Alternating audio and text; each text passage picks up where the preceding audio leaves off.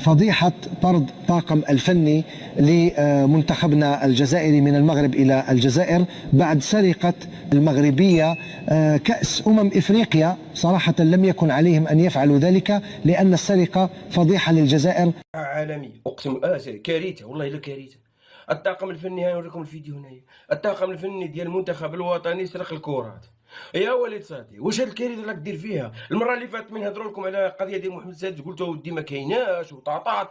اليوم خرجوا لكم الكاميرا راه من عم مولاي حسن كلشي معمر كاميرات. الله يهديكم واش هاد الفضيحه الكارثه اللي درتوه؟ تتحملوا المسؤوليه وطرحلوه كاملين.